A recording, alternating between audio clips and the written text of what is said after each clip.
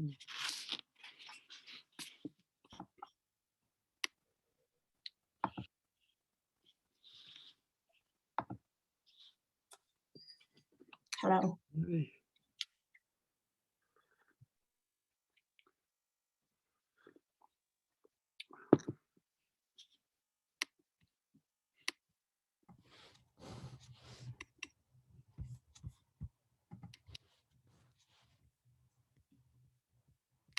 Hi, hello.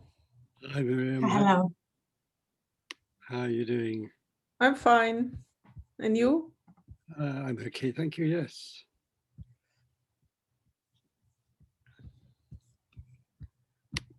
Let's see who will come today. Yes. I sent an email a couple of half an hour ago, maybe. Did you get it? To me? Yeah, hopefully. Maybe you used my RIVM email address. Oh, sorry. I haven't looked at that. I was, but I also sent it to Lorenzo, so maybe I was trying to. I got it anyway. So you did go. At least assuming we're talking about, I got one from you very recently anyway. Yes, that was the one. Yeah. Oh, Because yeah. I'm trying to cut down the contact tracing bit. That now I'm not sure if I did something too drastic.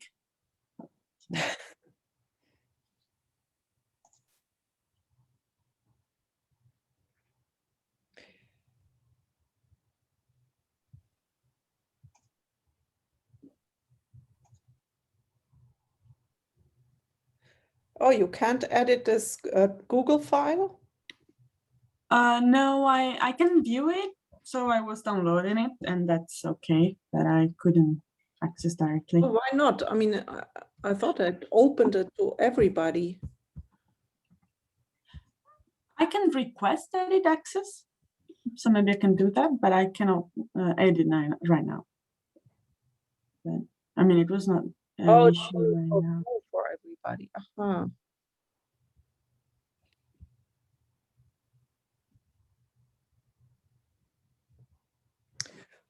Yeah, so if you want to edit directly in the in this document, send me a message. Maybe okay. Yeah, I can send the request maybe.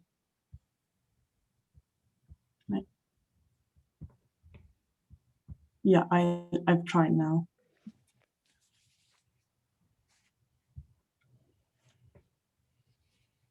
I haven't really started yet shortening the available text because I thought, now let's first collect everything and then we can.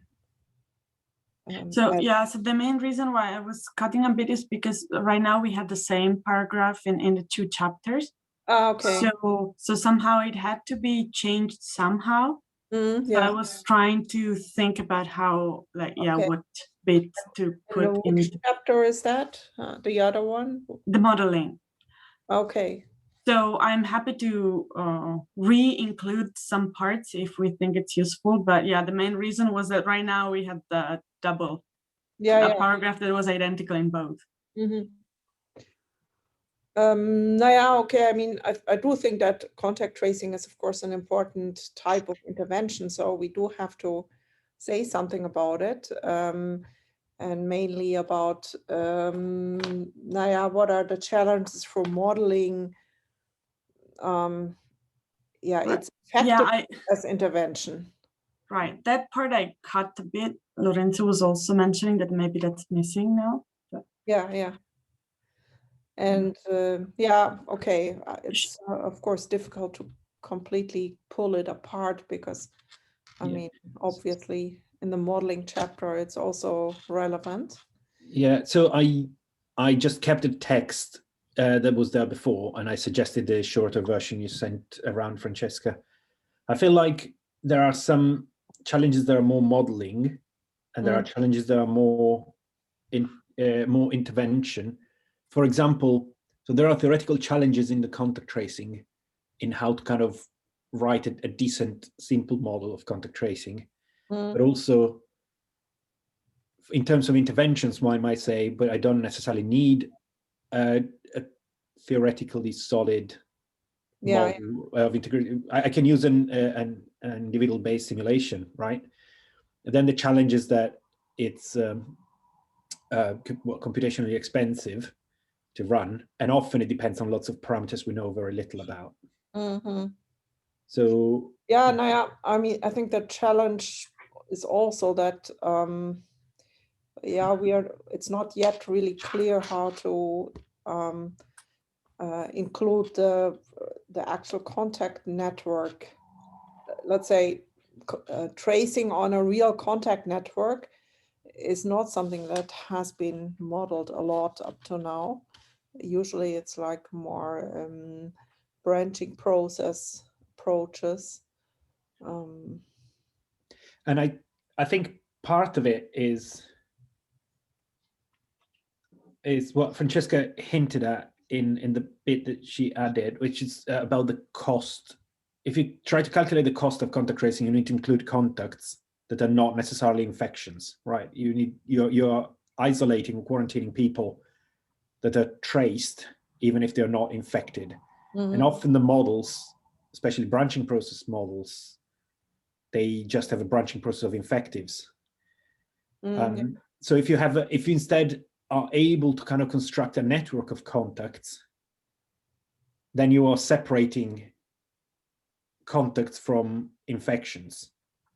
Mm-hmm. And what often happens in relatively simple models is they just deal with infections, but not that much with contacts that are not infections. Also in networks, you have, of course, a strong clustering. Like if you find one person infected in a family, you immediately, I mean, you don't have to do real tracing. You immediately have maybe the whole family as a.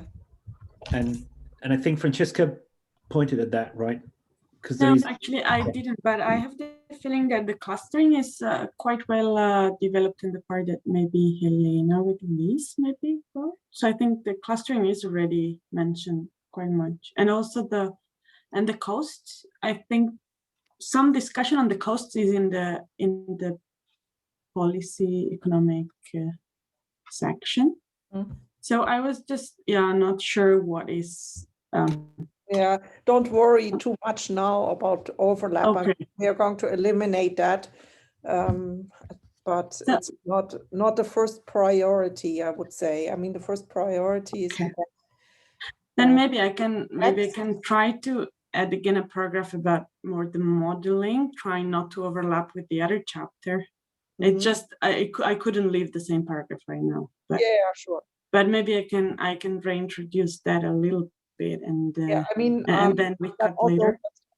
Instead of having this text, you can just add a reference to the other chapter and say, okay, this and this is important, but it's discussed in challenges number 6, because that's anyway something we have to do completely at the end, that we add these references to the other challenges so that people know we have thought about it, but it's not in this chapter, but somewhere else.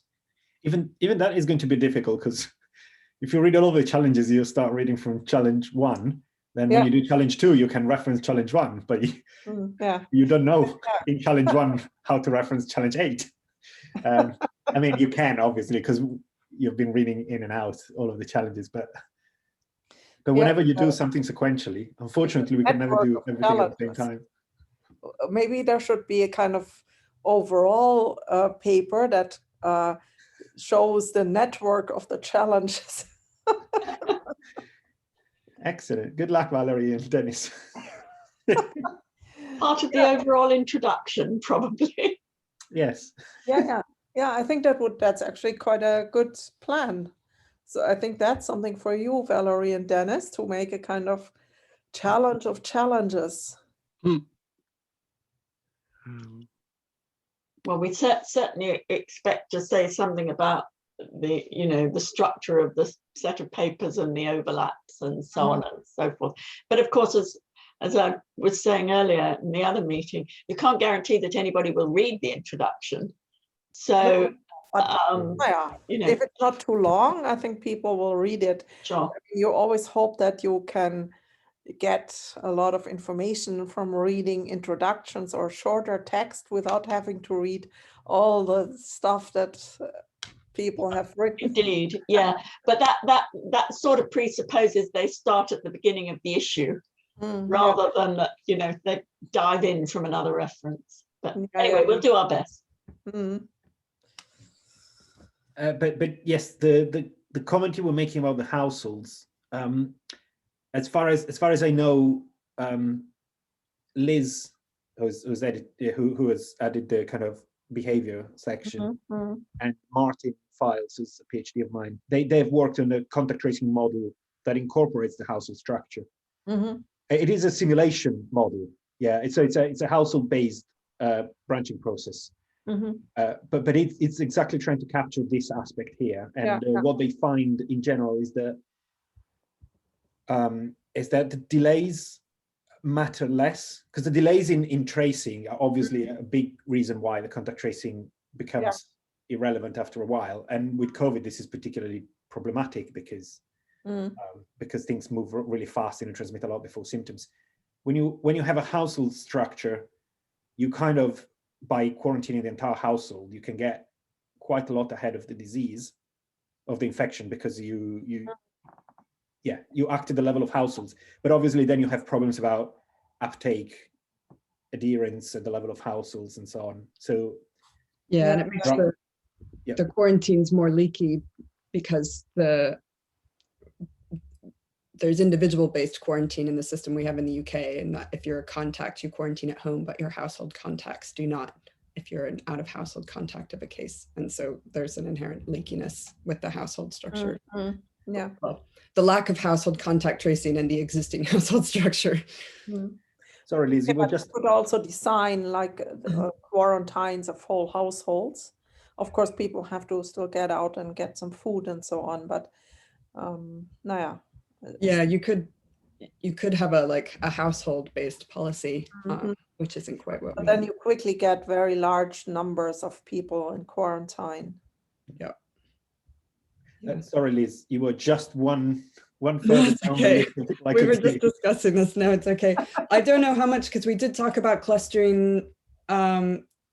It's possible that because we were thinking about, I was doing this with Helena, and we were thinking about challenges. And at the moment, we've been thinking a lot about what kinds of clusters other than households we need to be able to represent better.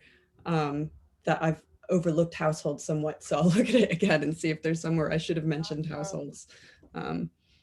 Also in clustering, let's say the overlap of clusters. I mean, you have households, but you also have like clusters of friends or clusters of people working in one workplace, and all these clusters are somehow overlapping.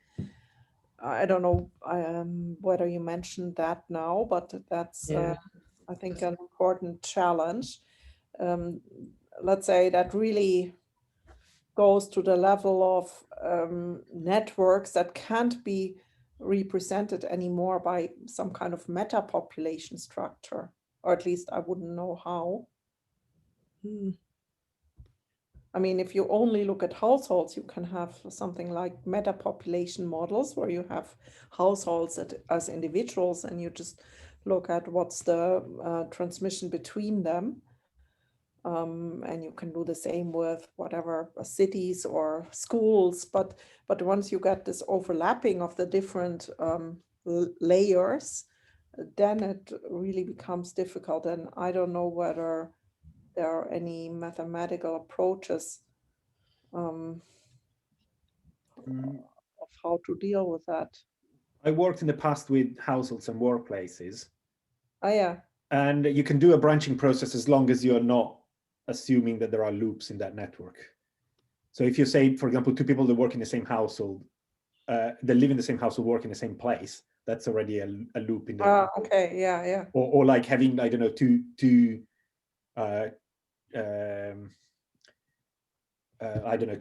people that work in different places, but they are work colleagues that live in the same household, for example. Then you have a loop of size 4. Whenever you have this kind of higher level loops. But in branching process where households and workplaces are individuals. No, in my case, it was really like every individual belongs to a household and a workplace. Ah, okay. But it's only kind of to calculate reproduction numbers. There was not much about real-time spread in this network, nor anything about interventions or contact tracing. It was just an attempt to expand over how typical household models to include some further structure. But I mean, it's nothing that clever, really. And nothing that useful either, probably. Just a bit of thinking about it. Yeah.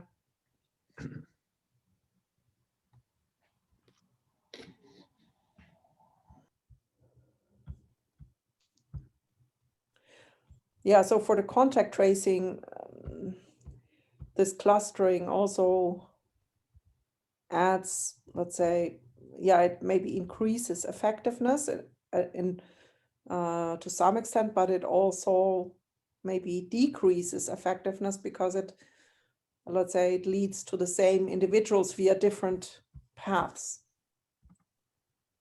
So it doesn't, let's say, doesn't identify the full. Now, on the other hand, you have the infection, it takes the same routes. So, so the same, let's say, biases that are in the contact tracing are also in the infection process.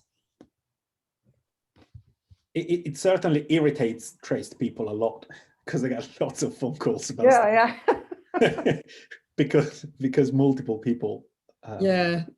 The systems don't always take advantage of the existing clustering that would, and until November, I think in the UK, they were still phoning up household contacts of cases, or at least they were appearing in the data as only 50% of them were reached by test and trace, when in fact it was just because they were trying to actually phone like household contacts of cases to tell them to isolate, and then they started just getting the case to tell them. But I think similarly, they don't always take advantage in the tracing of the structures that exist.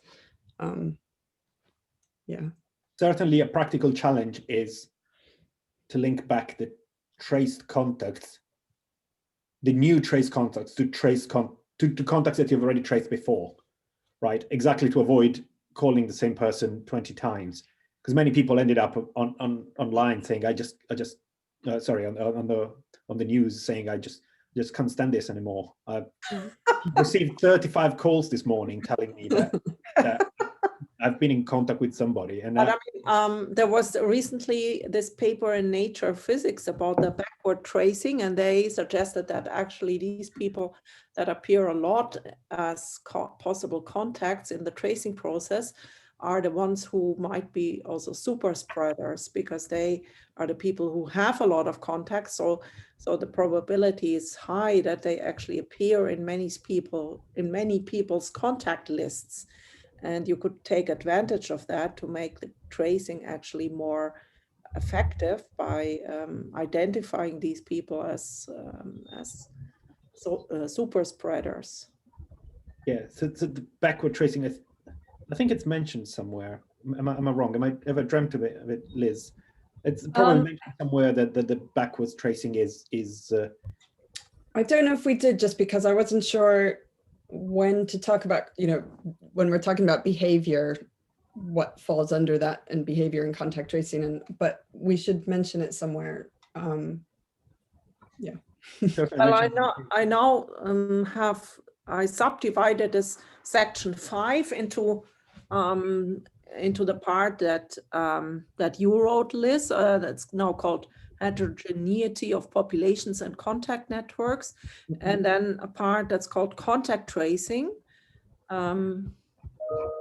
which is the part that Francesca wrote. And I think there's things about backward and forward tracing should go into this section about contact tracing. Yeah, it was. And I mean, of course, the challenges, there are lots of practical challenges with backward tracing because, well, first of all, usually in reality, we don't really know what is forward and backward because we don't, I mean, if you trace contacts, you don't know who has been the infector or the infectee. Well, often you don't know. And also, I mean, usually the source is further back in time, so it's sometimes much harder to find the source. or to identify the source. It's also often unclear, and I think there was a discussion in the modeling group about that. It's often unclear sometimes when you do backwards tracing where the boundary between contact tracing and outbreak investigation is, because it's easier to remember where you've been rather than who you've contacted. Yeah. So if you say, oh, there was an outbreak in that kind of, I don't know, office, or then you tend to kind of say, well, okay, let's just contact everybody who was in that office or who was at that concert or whatever, rather than tracing distinct individuals, right? And so the boundary between the two gets blurred pretty quick. Yeah, we were talking about ways to try and model a more settings-based approach to doing the tracing. You know, if you could, you know, once you identified a particular kind of setting, then try and link everybody to that setting rather than moving along individual contact links. But we haven't really done that yet. But maybe that should. That's definitely. But yeah, I'll make it interesting idea or strategy.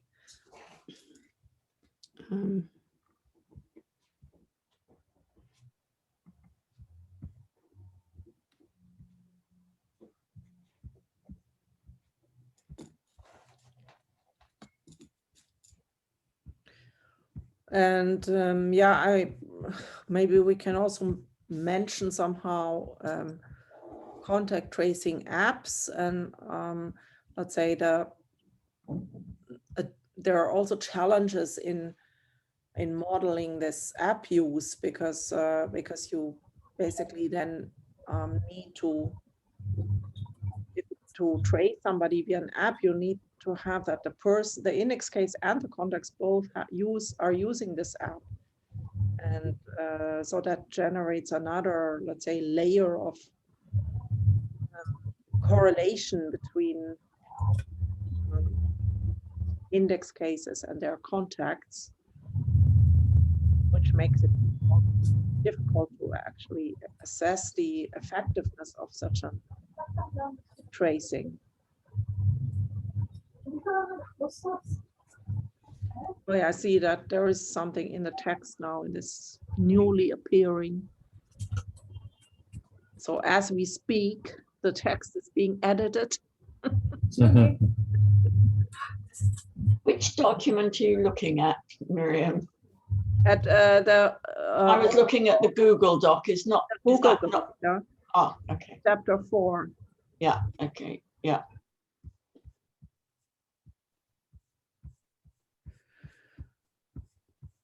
But the nice thing is we now have, I think, well, there's still a few points open. Let me just start at the beginning.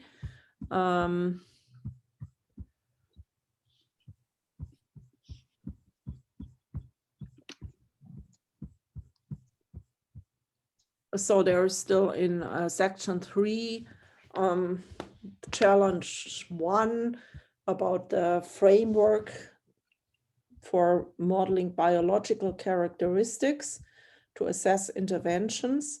So basically what I had in mind here to write something about, you know, these distributions that play a role, like incubation period, generation time, and so forth. So, and how these distributions interact and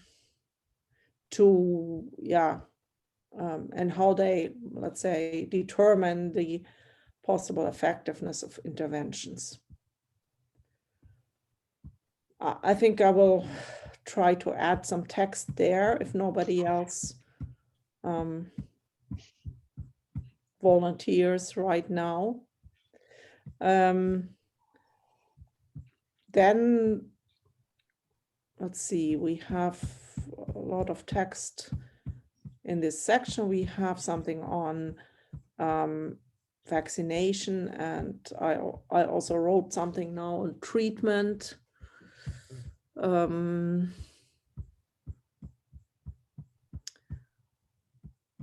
Then we have a bit on parameter estimation and model fitting, although there in this section, I think we could write a bit more about challenges of fitting models to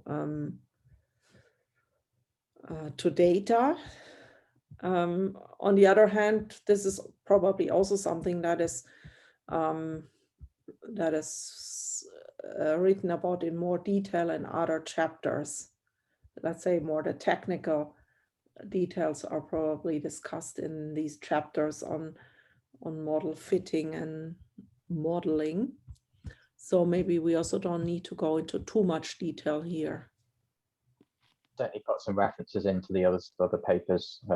We do talk a bit about it in estimation, but perhaps some of the stuff relating specifically to interventions we could include. Yeah. I don't know whether the model fitting, whether there are any challenges that are specific to intervention modeling. Mm-hmm. Maybe the fitting to some measures of intervention effectiveness, like I don't know, impact of vaccination, or well, I didn't really think about it yet. Yeah, I think there's issues with identifiability because the vaccination program started almost exactly the same time as the latest lockdown. So it's always going to be really difficult to tease those things from each other and estimate the that's a good point. I think that's certainly a challenge. Mm-hmm. Yeah.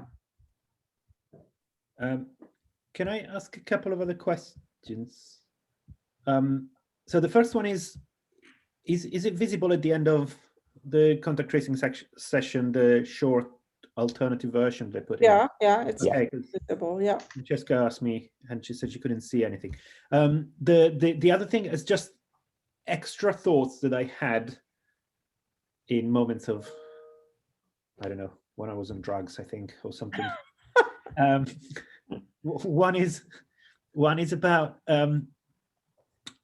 another challenge we have experienced is understanding or modeling the compounded impact of interventions. So for COVID, it has been really, the general feeling there was for COVID is that no intervention is like a silver bullet, right?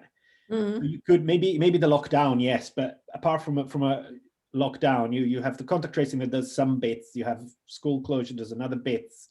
Like you have different levels of intervention that often are compounded on top of each other, and the natural thinking is always like, oh, I don't know, that intervention shaves, I don't know, 0.5 off the reproduction number.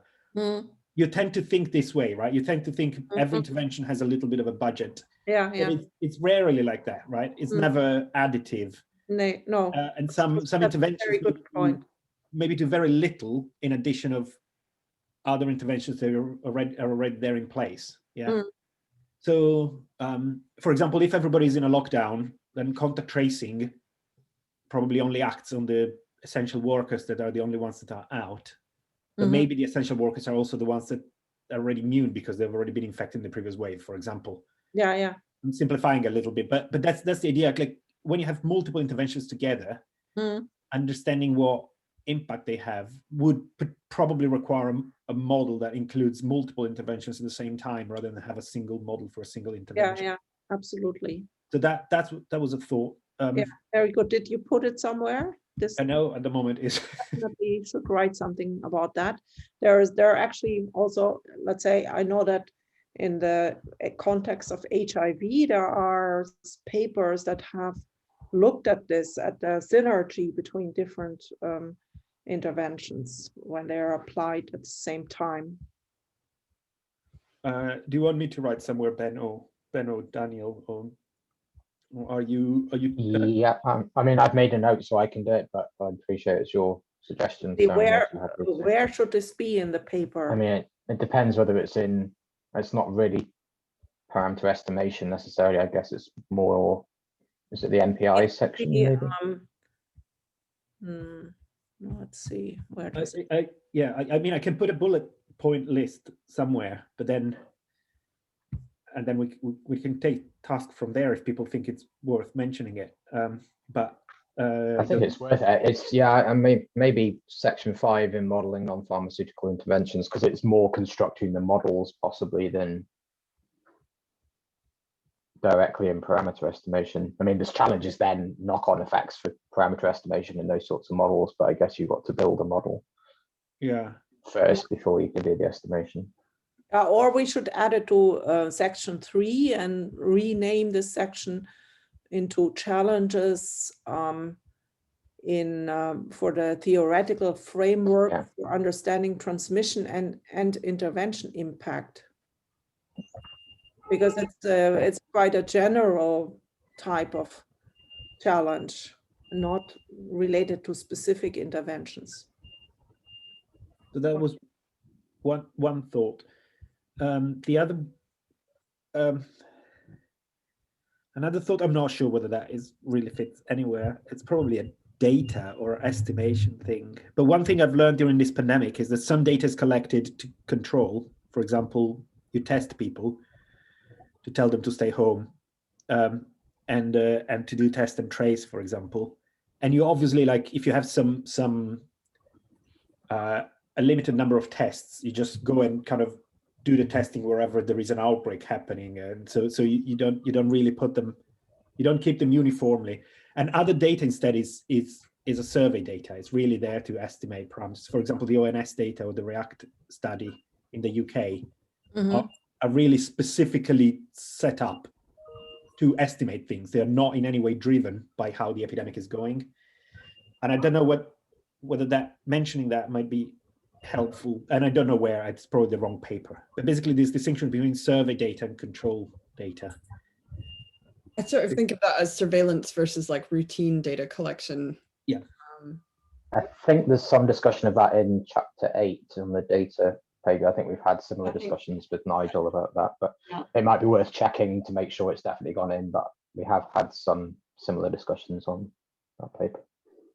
I think it does get into an interesting thing though, we've been thinking about if you were able to get prevalence much lower with then your contact tracing, and then you were able, you're then trying, you need to find any cases that do arise and then try and quickly control that outbreak. And so that testing strategy is more like a surveillance one, perhaps, than the one that we have at the moment.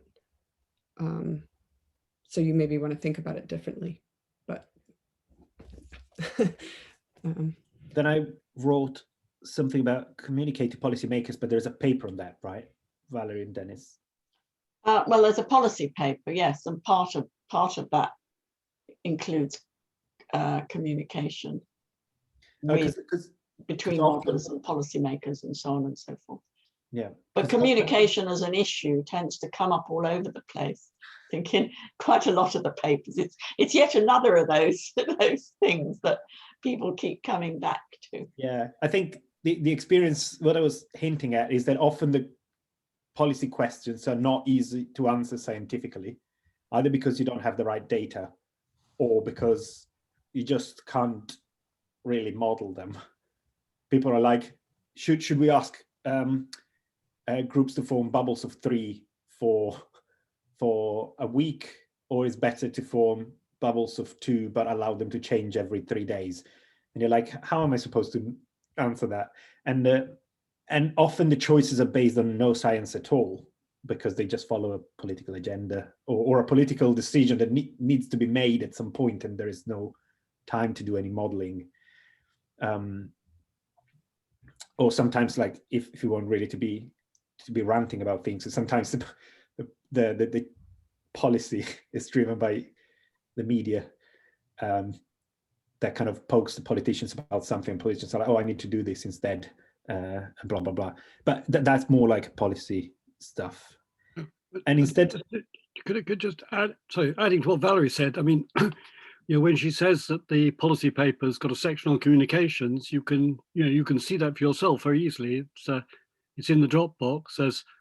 There's a draft under CH10, and it's section 10.4, and it's may well undergo major revision, but there's a couple of pages of stuff, and if you think there are points coming from to do with interventions or any other topic that should be made there, probably the best thing for people who are not actually directly involved in a challenge is, please don't edit it yourself, but send an email to Lisa Hadley, who's coordinating the policy paper, But yeah, that's part of the reason for allowing everyone freedom of the Dropbox, is that you can look at what other people are up to.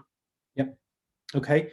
So that was one thought, and I had something else. These are more for interventions, really. One thing that was really critical to decide what to do at certain points of this pandemic is that everybody was talking about a vaccine, everybody was hoping in a vaccine, but no one could actually see when the vaccine was coming. People was, especially at the beginning of the pandemic, people were like, oh, it's going to be ready in 1 year, 18 months, 10 years, 3 months. And obviously, like from a practical point of view, if you know a vaccine is coming, you probably tend to kind of edge towards locking down and stay quiet, stop everything until the vaccine is developed. And if instead you know that the vaccine it takes 10 years to come or will never come, then you obviously, your interventions might be different. So possibly the unknown time of arrival of pharmaceutical intervention might affect things, but maybe again, maybe it's a policy more than an intervention.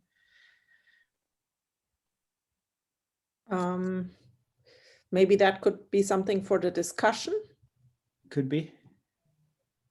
And the last comment that I think it's more pertinent for this is possibly because we're talking about pandemics, then by definition we're really looking worldwide. And so I'm wondering whether challenges linked to the global nature of the response, different countries are going to find it very hard to coordinate responses because they are taken at a national level. But one could argue the same occurs like inside a country at a regional level. It's just that inside a country, at least there is a central government that tends to decide what to do. But for example, in the UK, Scotland, Wales, Northern Ireland, and England, they are creating endless problems in terms of estimating how the epidemic is going to do with policies that change in different countries in different ways. By country, I mean England and Scotland. Mm-hmm. Yeah. I but think also most countries have that internal problem. Yeah, but also I'm saying, like, lots of people, I don't know, New Zealand can just stop flights and that they are just safe for introduction. Other countries can't do that, and obviously, like we know from metapopulation models, for example, measles, you know that if you have if you reduce the as soon as you start vaccinating, it takes quite a while to actually have a real effect, because then you're desynchronizing the outbreaks in different places and then tend to seed each other. And it's very, very hard. Like, for example, one can think that one wants to kind of stop a pandemic if every country in the world acts simultaneously, but good luck doing that. So I don't know whether it's worth a comment. Maybe also, maybe a sentence in the discussion is enough. I don't think there is much of a solution to this challenge.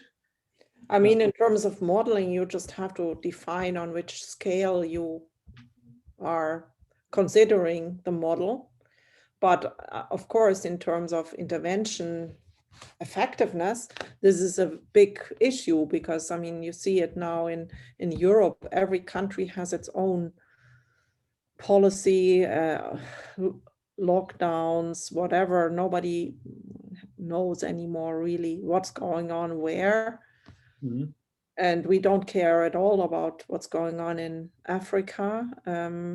So I mean, even if everybody's going to be vaccinated here, we ongoing epidemics in other parts of the world. Mm.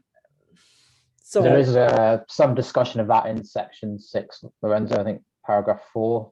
There's some discussion about multiple countries and differences between them and the boundaries that go between them. But if there's anything else you want to add there, or you think it needs clarification, then I mean, this is the challenge of actually estimating what's the impact of interventions in different countries.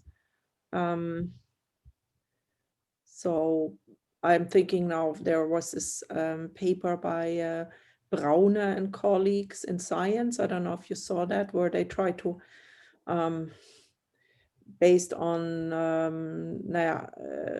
epidemiological data and data on when certain interventions were implemented in different countries, they tried to estimate what was the impact of various interventions. So we could definitely refer to that here in section 5. Yep. But I think what Lorenzo now mentioned was a bit more general, that also, yeah, simply how interventions work out are determined by also, let's say, certain regional or local conditions, like whether a country is an island or not.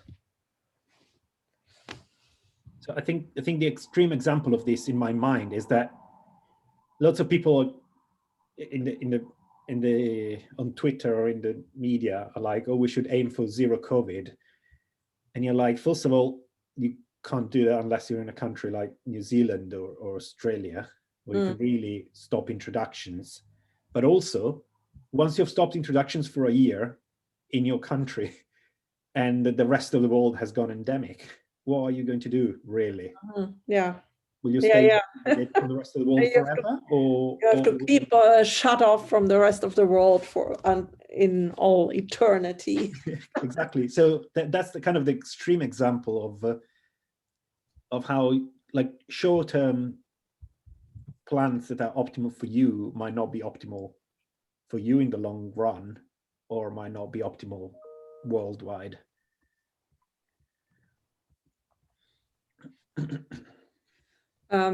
Yeah, I now made some notes in the discussion section that we write something there about this global versus regional. Because, I mean, we have to collect some points that we want to discuss. And I think these are points that are, let's say, they are challenges, but maybe, and important points, but maybe not the core challenges that we talk about in the other sections. So yes, I see, Ben, that section there.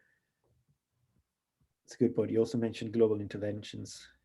Yeah, it might not be exactly what you were saying, but yeah, it'd be interesting to see if you think that needs more. There could be a bit in another section that you could add to.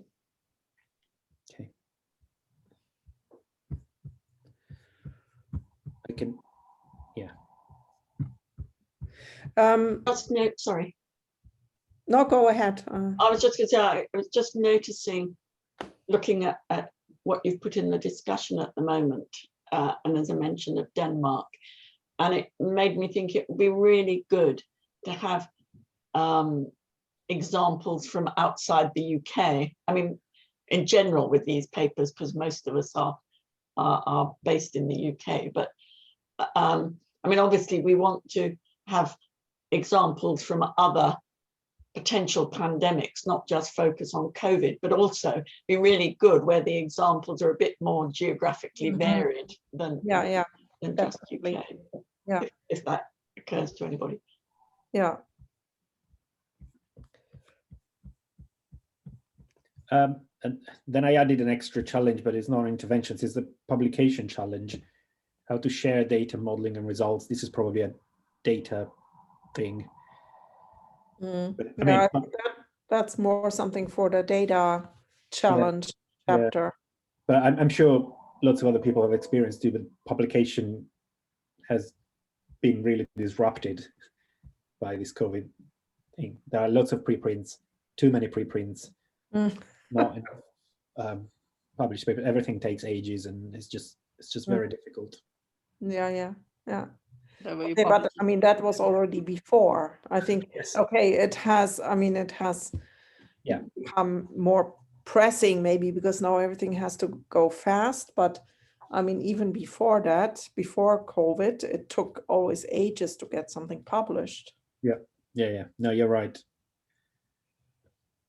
And on the other hand, so many things are published that nobody can actually keep up anymore with the literature. That's the downside of it. Yeah, absolutely. it's made the usual problems just faster and more irritating. Yeah, but I'm hoping that this will change again. Let's say with declining incidence, it will also be an inclining incidence of new papers. You think so? There's writing up everything that everyone's been too busy to actually write up. Thinking of myself here in the last 2 bit. That's about it, as soon as the immediate emergency subsides. Yeah, that's true. Yeah, so I think we are actually progressing quite nicely on the text as a whole. I will now start, I already started a bit with moving certain parts around and writing some more connecting pieces of text in between, and I will continue with that. So yeah, I think we are now coming a bit into the phase of, let's say, I don't want to say polishing yet, but kind of bringing or linking the various sections to each other and trying to, making it more into one piece. What I still wanted to bring up is possible illustrations or figures that we could include. I mean, it doesn't have to be much, but I think maybe 1 or 2 figures to kind of show in a,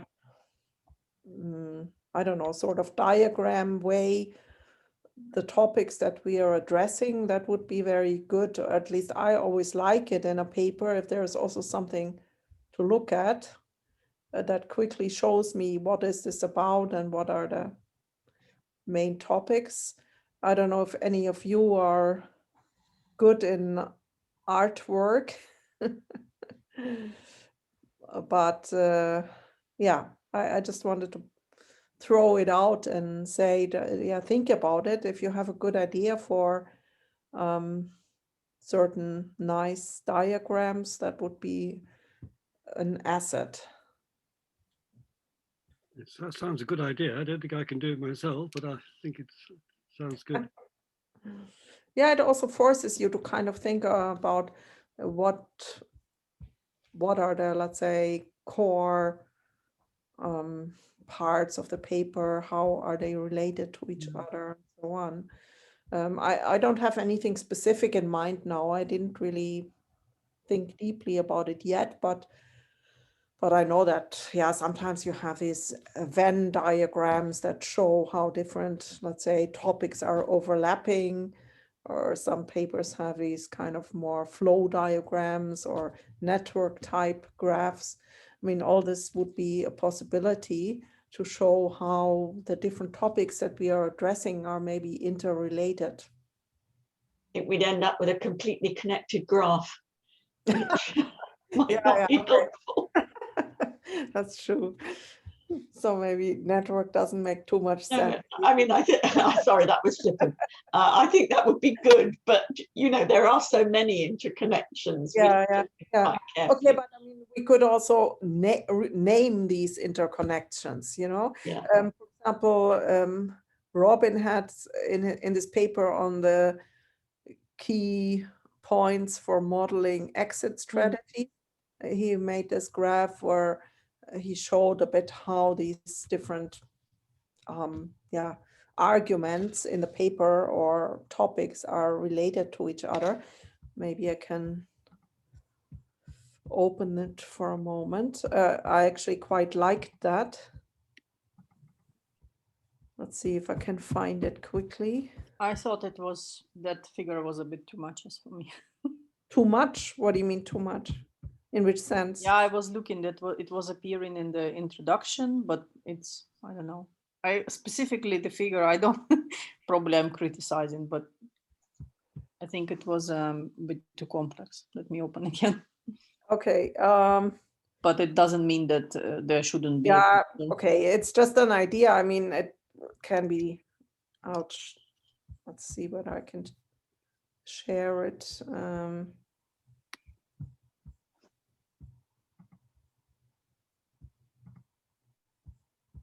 Can you see it? Yep. Yeah.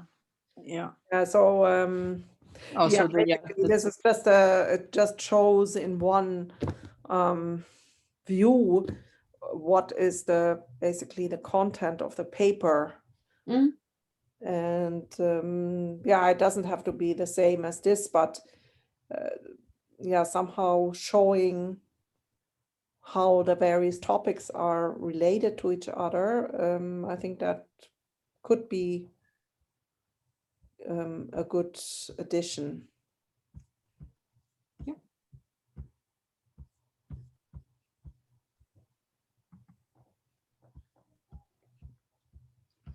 This 2A to B, these were different subsections, right? So it's basically like a structure. Yeah. In the figure. Okay. Yeah, I was confused. This was not the figure that I had in mind. Okay. Was there another It figure? was from a different, because I've been recently looking at, Oh yeah. when I was writing proposal, I was looking at too many papers. So Yeah. I mistook it. So sorry. This is the type of figure that you would also include in a proposal where you kind of show how are different work packages in a proposal connected with each other and what's their role. So that's a bit the idea, to also do that for our paper here. You didn't give me that advice. I already submitted. I usually make such a figure, but I forgot completely. Didn't anyway think about it when I read your proposal, but yeah. So it would be within the challenges of modeling interventions, just creating such a figure about how. That's the idea, yeah. Or of course, if you have other ideas for figures that add somehow to the readability, that's also fine. I mean, be creative. But then we can make it maybe based on on the subsections or the sections of the paper that we have. You can refer to whatever data challenges that are necessary for modeling, and I don't know, challenges in estimation procedure, etc., and then connect them. In a complete graph, as Valerie said. Yeah, you could have in the middle, let's say, the perfect model, and then like a flower to all sides, the components that you need, like data, theoretical framework, fitting, and so on. Mm-hmm. Okay.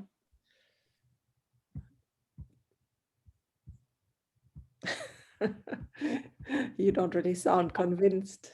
I thought because it's about challenges, it shouldn't. It's like ideal model. It's already the answer. So you remove, or you say. Okay, but you need to highlight where the challenges are. Model is the overriding challenge that we will never achieve. It's the eternal challenge. Mm-hmm.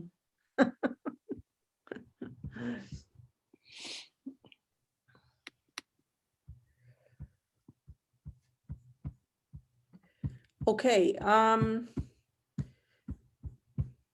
Oh yeah, and then new text appeared already. Great.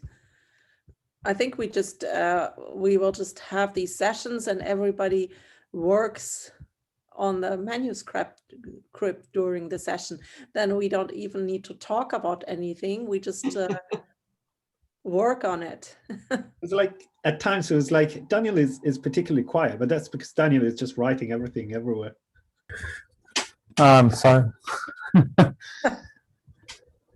Well, he did. I thought about the challenge on evaluating the different layers of intervention, and then you spoke about nicely about this kind of thing. I was thinking more on the estimation section, but yeah, maybe in the NPI. So it's What do you mean by layers?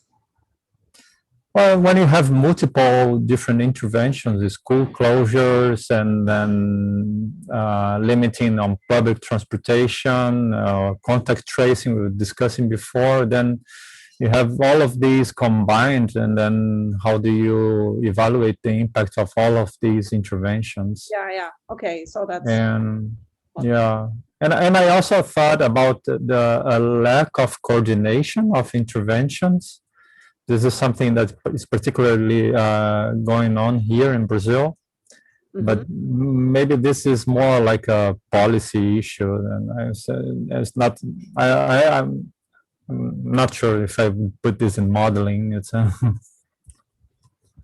yeah. Okay, I understand. Let me see.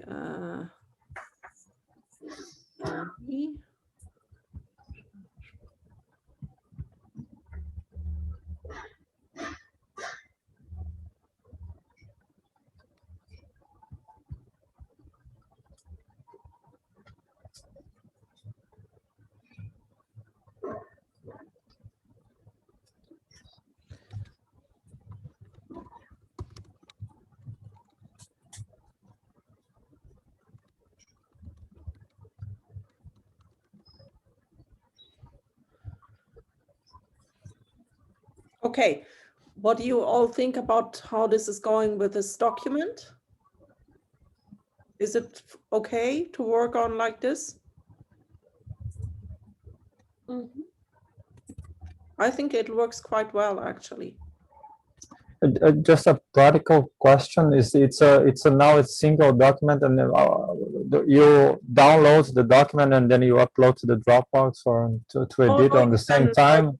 You can actually edit it directly in the that's the idea, that you edit or comment directly in this document, and you can either, so you can, for example, do it by, well, you can either edit directly or you can go into this mode suggesting, then the edits, then it's like track changes and everybody sees that you have changed something or added something, and you can add remarks, comments. So where, sorry, I'm not very familiar with this. Where do you find the suggestion bit? How do you do that? Yeah, if you have the Google Docs open, there is a button in the right upper corner with this little pencil. Oh. Okay, I'll have to look for it. It's not in the right, it's not in the top right corner. It'll be lurking somewhere. Okay, I was looking at the various sort of. So you have, do you see the button share? Yep. And under that, there is a light blue box with a little pencil in it. No, I haven't got, sorry, I found share somewhere else. Maybe that you're share is in one of the drop down. You're not logged in then, because you only see this when you're logged in, otherwise you can't edit anyway. So you have to be logged in. Okay. In with some email. Yeah. And if you can't do that, you have to request. Oh, request edit access. Yes. Okay. Yes. So if I do that, then I'll be able to see these extra bits. Yeah. Then you can see it, and then you will see how to suggest or comment. Right. Well, there we are. I've asked you if I can have edit access, so you might get something at some point. Me too. I'll probably have it already.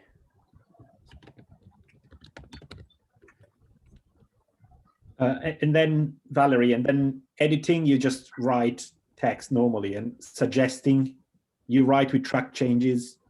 Okay. Yeah, I can't see any of that at the moment, but do you have a little V in the top right by any chance? I do. Can you click on that little V? Yeah, I have. Does anything appear? Well, manage my Google account and add another account and things like that. Then you have to wait for permissions. I just accepted your request, so it should. I expect it'll come through in a minute, but not yet. I'm gonna need to go, so I will drop off, Yeah. but I also requested edit access. So then I'll, I expect it'll come through for both of us. It'll be obvious once something happens, I imagine. I Yeah, also yeah. asked for edit access before. I don't know if you got it. I think I gave you access. Oh, If it didn't work, just resend it, but okay, thanks.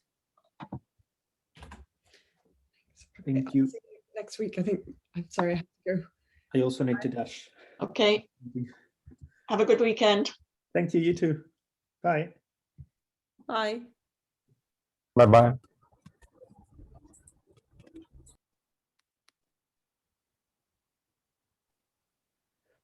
Okay, now everybody's leaving. Yeah. Then we'll see each other next week again. And I think then maybe at the end of next week, should we then, we can decide then next week whether that's the time we should send it also to Hans for commenting. Are there, maybe we should think about if there are any other people that you think would be good to get a sort of informal comment from. I mean, we're sending them all to Hans, but there may be people specific to this one that you'd like to get some feedback from, or that you think would be useful.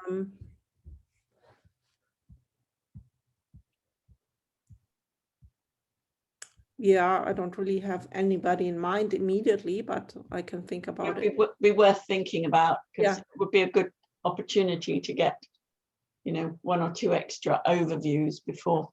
I mean, someone from the little SPI-M crowd, maybe, or yeah, I mean, maybe Julia, or she could suggest someone. So you want to have somebody, let's say, outside the other, let's say, the set of authors of the other papers. Yeah. It could be people from other papers. It could be either, really. I But mean, I guess it's really, sorry, it was really trying to get somebody, people who will come at it with a bit of a fresh perspective. Yeah, I'm collaborating also with people in Germany, for example, who are working on modeling there. I could ask somebody from there. Well, that might be good as giving a sort of a slightly different, a non-UK thing too, helping with that. If we asked for a view from someone from another country, you could ask them a supplementary question, which is whether there are good examples of things from their experience, because we're trying to widen the reference, so it doesn't look too UK centered or UK and Netherlands centered. Yeah, definitely. I mean, it's kind of a different bubble, this the German-speaking part of Europe. They have in a sense, their separate group of modelers, or there are a few links, of course, like Sebastian Funk. But otherwise it's a bit a different community.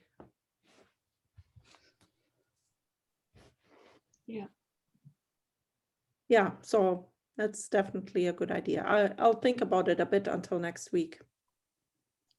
And I'll try to polish up the text as a whole so that it's kind of readable for others. So that also means that I'll have to bring the references in some useful order.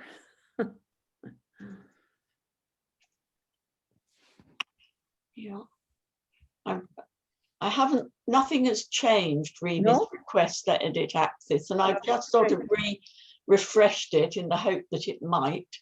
I'm not quite sure what I'm expecting to happen. I have the same issue. I don't know why I mean, I'm still getting the request edit access button up at the top, I don't know quite. Am I expecting something to pop up in the email? I mean, it hasn't, but or I don't know really. Okay, let me see. I will try it again.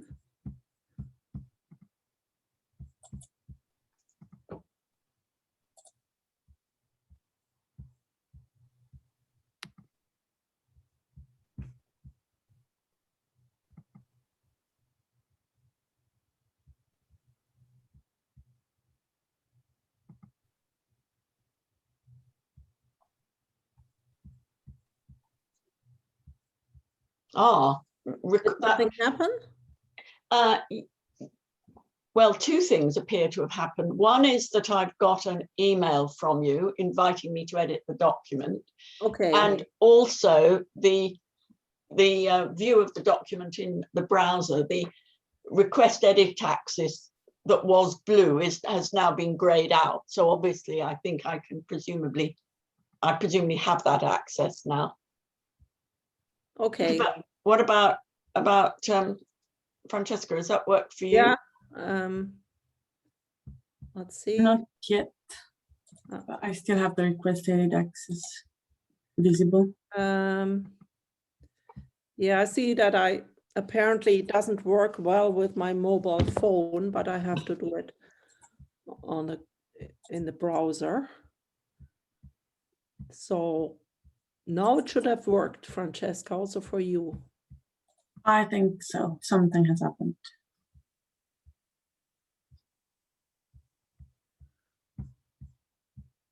Let's say Rob. Yeah, thank you. That seems to Great. work. Thank you. Okay. So now you can also. Right. So the suggesting. So now we have no excuses. Now you have no excuse. Right. And the suggesting option is just below the share button. Do you see it now? There is a pen, the symbol of a pen with a little Very arrow. good. And there's a little arrow. Oh. You click on that.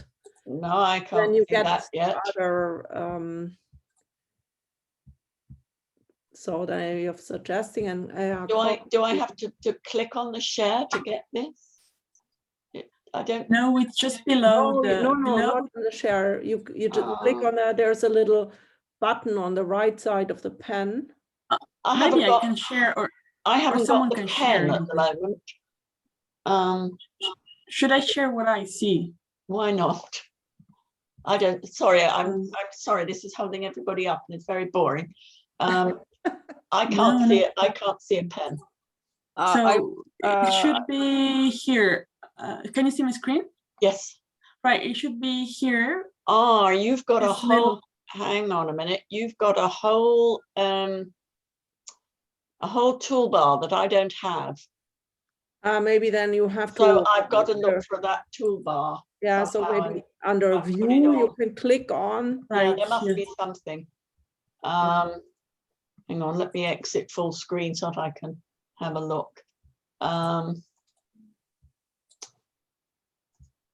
So that if you click the view button. Not obviously, maybe tools. Or let's see, tools maybe. I'm not. I'm going to have to explore this. I can't see an obvious way to get the toolbar at the moment, but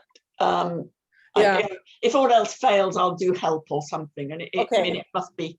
Don't let me hold everybody up now. Send us an email if it doesn't work. Okay, thank you. But it should be, let's say, straightforward once you know what's under all these buttons. Yeah. I just don't. It's very odd as to where it could be.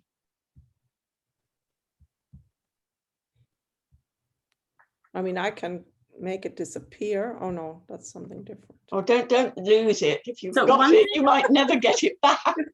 One thing is I don't see the request edit access anymore. Do you see it still? I still see it, but it's grayed out.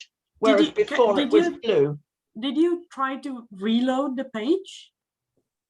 I did, yes. Okay, then Oh, no, I've just done it again. Now I've got a toolbar. So I Okay, did great. reload, Okay. but now I've done it again. And that the grayed out bit about the access has disappeared, and I've got a that's good. toolbar instead. Yeah, that's So it good. looks Sorry. like yours now. So that's lovely. Okay. So now I've got a pen, which Right. is exciting. Yeah. Okay. That's good. And in the pen, there should be a suggesting option. Yes. Okay, but you can also just Okay. add comments. So there's also this this button for add comments. That's more in the middle of this toolbar. Yeah. Yes. Got it. Yeah. Yeah. Lots of options. I will have fun. Yeah. Okay. Thank you. Right. Okay then. Thanks very much. See you next week. Yeah. Have Bye. a Thank good you. Bye. weekend. Bye. You too. Bye bye. Bye.